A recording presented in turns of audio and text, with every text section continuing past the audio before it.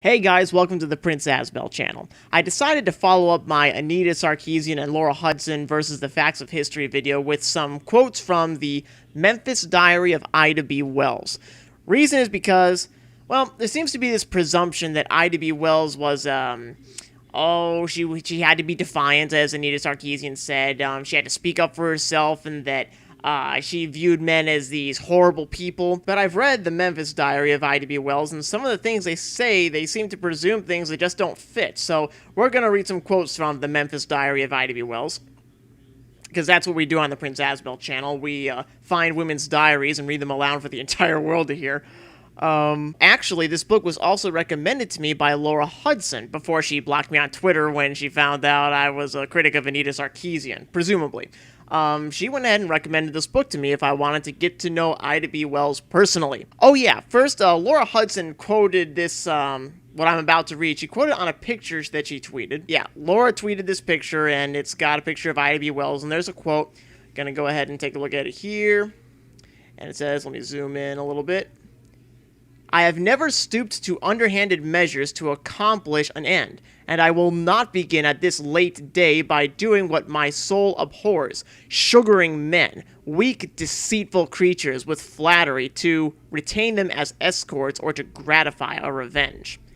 That's what she said. So she said that, and I went ahead and asked at the time, or maybe a week or so later, I found this on Google Books. Didn't she write this in a fit of anger over one particular man and not men in general? Well, as you can see from the video from my cell phone, that there was no reply. Let's go ahead and find that quote here. I believe it is page 37. Yep.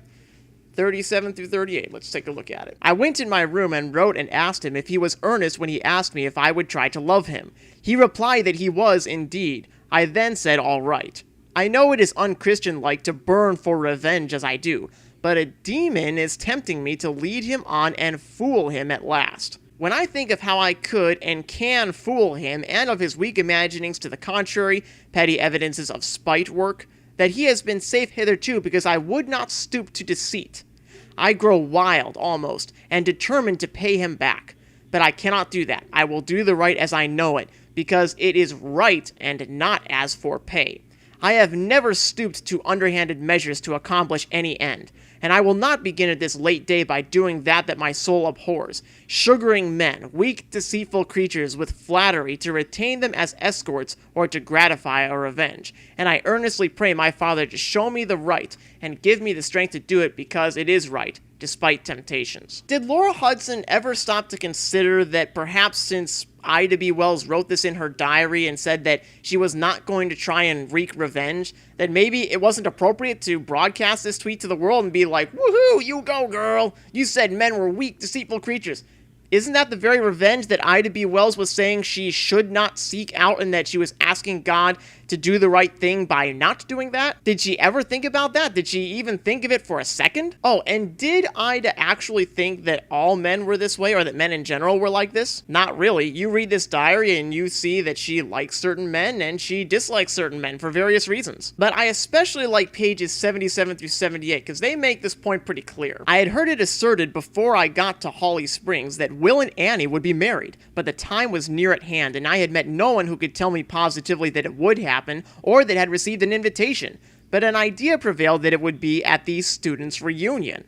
So all went and assembled themselves in the chapel and waited. Their waiting was not in vain, for they walked in after a while and were married as unpretentiously as possible. The ceremony, pronounced by Professor Hooper, was solemnly and impressively beautiful. He has watched over and shielded Annie ever since he has been there, and it was but fitting that he should be proud of the successful termination of his care. When thinking over it the next day and endeavoring to find an adequate reason for his particular interest and care for her, I decided that it was not, as I used to think in my childish rage and jealousy at his evident preference for her, because of her color. For there have been others who were brighter in color and withal prettier than she, and yet who won not his favor. It was not her high intellectual powers, for many I know were more brilliant. Florence especially was more intellectual, yet he interested himself not in their behalf as in Annie's. And so I've come to the conclusion that it was her obedient disposition, her extreme tractableness and therefore easily controlled and her evident ladylike refinement, and where I think of my tempestuous, rebellious, hard-headed willfulness, the trouble I gave, the disposition to question his authority, I remember that Mr. Hooper is but human, and I no longer cherish feelings of resentment, nor blame him that my scholastic career was cut short. My own experience as a teacher enables me to see more clearly, and I know that I was to blame. Isn't that weird? This supposed defiant woman of history, Ida B. Wells, and she had to speak up for herself and so on and so forth, that she recognizes that it was her own crappy attitude that drove her own teacher to like another girl over another, and that she didn't blame him anymore. It was actually her fault. And she recognized he's only human. Of course he'd like this obedient, controllable woman more. Well, is she sugaring up to the weak, deceitful man? I don't think so. And this book was recommended to me by Laura Hudson, which, by the way, thank you, Laura Hudson, for recommending this book to me. It's given me some stuff to read. But since presumably you read this book, what do you have to say about things like this? Is this the kind of defiant stuff that she wrote that you would stand behind? Do you believe that, as Ida, that it's just self-evidently, like, true, like, obvious, that this normal human man would naturally find a woman who is obedient and controllable and submissive more attractive and more endearing than Ida B. Wells and her crappy attitude? I'd love to ask you that question. I would love to meet you in person and see what you have to say about this. And speaking of finding herself to blame, on page 127, talks about alienating young men from herself. Come on. I must try and curb myself more, and not be so indifferent to the young men. They feel and resent it. That's kind of a weird statement for a woman who is supposed to have found men to be just a bunch of weak, deceitful creatures. Why would she care? I mean, but it's not so much that whether she cares, it's just she knows it's her own attitude that is driving these men away. She's alienating them. She says, I must try and curb myself more. Why not just tell them to deal with it? That's not her attitude. She says, I shouldn't be so indifferent. They feel and resent it. On page 128, let's see here, I got some notes here. Oh yeah, she wrote about a class of youths that she wanted to lead, and she didn't want to drive them away. Was at Congregational Church yesterday and took sacrament. While there, I reviewed my past year of existence, and I am so overwhelmed with the little I have done for one who has done so much for me, and I resolved to connect myself with the Sunday school forthwith and work for the Master. I think I shall ask for a class of youths, and see if I cannot influence them in a small degree to think on better things. The Bible and its truths are dealt with too flippantly to suit me. God help me to try. I shall begin this year with that determination, so that another year may find me with more to offer the Master in the way of good works.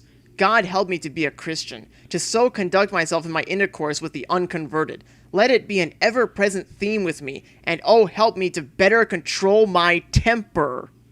Bless me for the ensuing year. Let me feel that thou art with me in all my struggles. May I be a better Christian, with more of the strength to overcome, the wisdom to avoid, and have the meekness and humility that becometh a follower of thee. Right below that quote, there's a note that says she organizes this class of youths. It turned out to be a Sunday school class exclusively for young men. In fact, on the very next page over, page 129, where is it? Sunday, though still weak, I went to Avery Chapel Sunday School and organized a class of young men, or rather youths, just merging into manhood. I talked to them and got them to say they would come every Sunday. I am so thankful and more than delighted with my success so far, and pray for it to continue.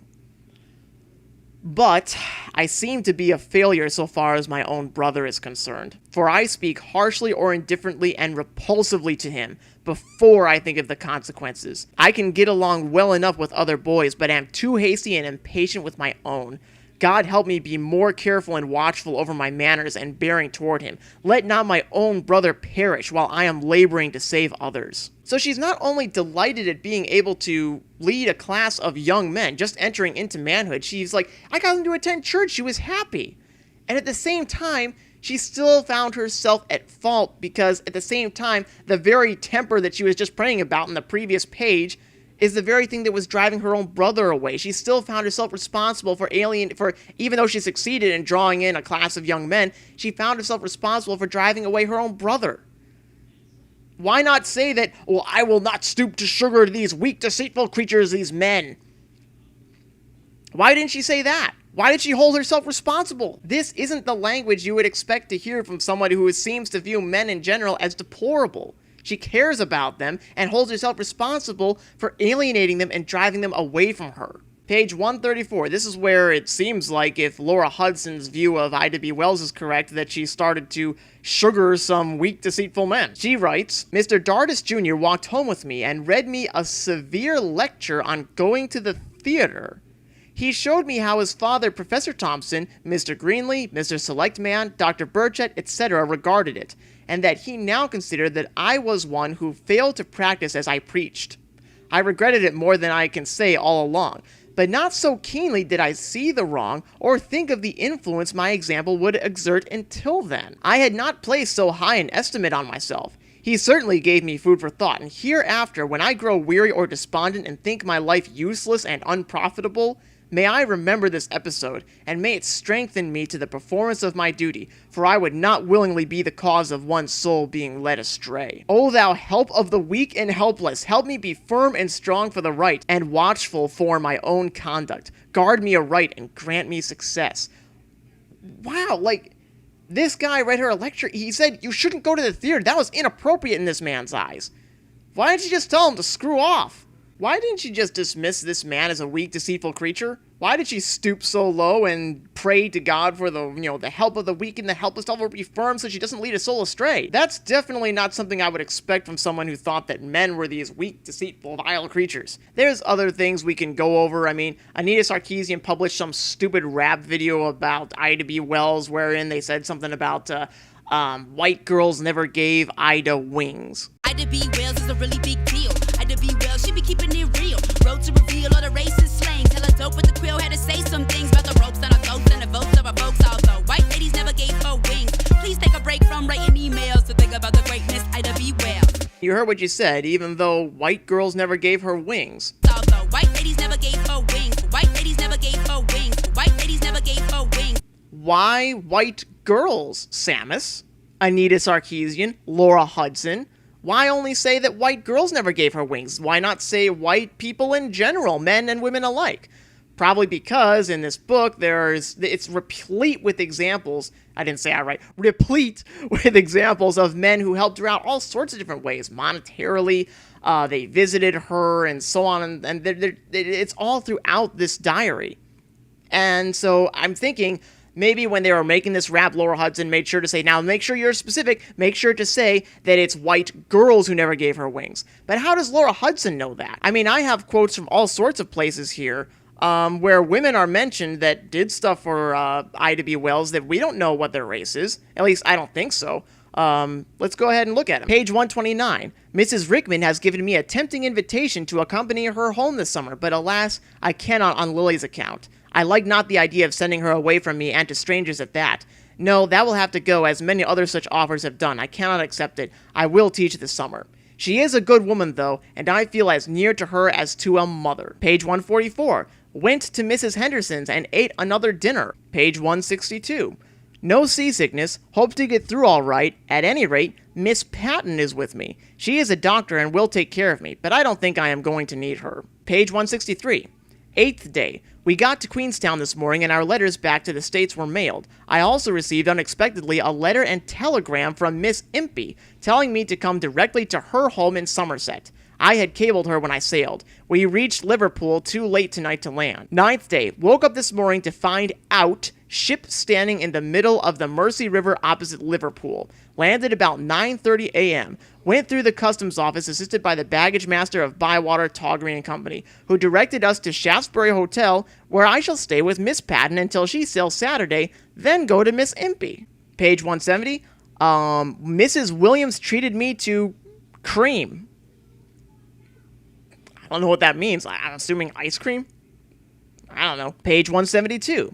Had good meeting at movie day. Mrs. Miller made good talk. Mrs. Plummer reviewed Hallelujah, which was well discussed. Mrs. Caffrey brought me home. Later down at the bottom of the page, 2 women called and brought donation to campaign fund and sent expense money for Haitian matter. Dictated appeal tonight. Returned waste. Page 174. Mrs. D sent another contribution to my campaign, and J. Tipper got $10 of it, and a man named Ewell got $5 of it. The rest I used myself. Neither of those contributions helped. Are all these women black women? I mean, there's a lot of names here. That's a lot of women, and I didn't go through with a fine-tooth comb to find all these references to different women that she doesn't mention their race. I mean, there's a couple she does, but not in any of the quotes that I'm reading. Maybe she did beforehand, but does Laura Hudson, I'll just ask Laura Hudson directly, if you're watching this, do you know that all these women are black? I know Anita Sarkeesian doesn't know any of this. Of course she doesn't, but you were the one who recommended this book to me. Do you know that all these women who sent donations, boarded her, took her in, treated her, was her doctor, gave her places to stay, donated money to her campaign, were they all just a bunch of black women? How do you know that? I'd love to have you tell me. If you think you do know that, I'd love to tell me how you think you know that. Because as far as I can tell, you don't know that no white girls didn't give her wings. You told that to a rapper, and she wrote it in her rap song. But you don't know that that's true, do you? I don't think you do. Oh, there's another ironic quote here. I'm just going to read this for the fun of it. Page 148. Oh, yeah. Apparently her sister took something that wasn't hers. Had to whip Lily severely this morning for her second peculation. I earnestly pray such may never happen again. Peculation, I had to look that up in the dictionary. Apparently that means something about stealing or taking something that's not yours or stealing money, for example. And she whipped her severely. She said, had to whip Lily severely. Isn't that ironic that a woman who was born a slave and is free from slavery, she utilized whipping as a form of discipline? I just thought that was kind of funny. What else we got here? Oh yeah, now we've got my favorite quote. This is one I've been waiting for. It's on page 188 to 189. Actually, we're not going to go that far. Let's go to page 187. This is a newspaper article called The Model Woman, a pen picture of the typical Southern girl. This is what Ida B. Wells says about the model woman. I'm going to skip to page 188 here. There's a lot written here, but this is the one I want to focus on. For the sake of the noble womanhood to which she aspires and the race whose name bears the stigma of immorality, her soul scorns each temptation to sin and guilt. She counts no sacrifice too great for the preservation of honor. She knows that our people as a whole are charged with immorality and vice, that it depends largely on the woman of today to refute such charges by her stainless life. In the typical girl, this jewel of character is enriched and beautified by the setting of womanly modesty, dignity of deportment, and refinement of manners, and the whole enveloped in a casket of a sweetness of disposition and amiability of temper that makes it a pleasure to be near her. She is like the girl of fairy tales who was said to drop pearls from her mouth as she talked, for her language is elegant from its simplicity and chastity, even though not always in accordance with rules of syntax, is beautiful because of absence of slang. Okay, page 189, this continues. She is far above mean, petty acts and venomous, slanderous gossip of her own sex, as the moon, which sails serenely in the heavens, is above the earth. Her bearing toward the opposite sex, while cordial and free, is of such a nature as increases their respect for and admiration of her sex, and her influence is wholly for good. She strives to encourage them in all things honest, noble, and manly. She regards all honest toil as noble, because it is ordained of God that man should earn his bread by the sweat of his brow. She does not think a girl has anything of which to be proud in not knowing how to work, and esteems it, this is where I want you to pay attention, this is my favorite part of this quote, and esteems it among her best accomplishments, that she can cook, wash, iron, sew, and keep house thoroughly and well. Isn't that amazing? What was the best accomplishments for a woman? You know, she is nice. She encourages men to be manly. She admires them for working hard and earning their keep. And esteems it. And according to her, the best accomplishments this model woman can have is that she can cook, wash, iron, sew, and keep house. I mean, That's such a different attitude from women of today. That it's noble, it is model for a woman to learn how to keep house and to do things at home. Cook, wash, iron, sew, and so on and so forth. That's the model woman according to Ida B. Wells. Isn't that amazing? And yet, she's supposed to be this defiant woman of history. She's fighting against men. She thinks men are weak, deceitful creatures. And look at her own view of women. This patriarchal view of women.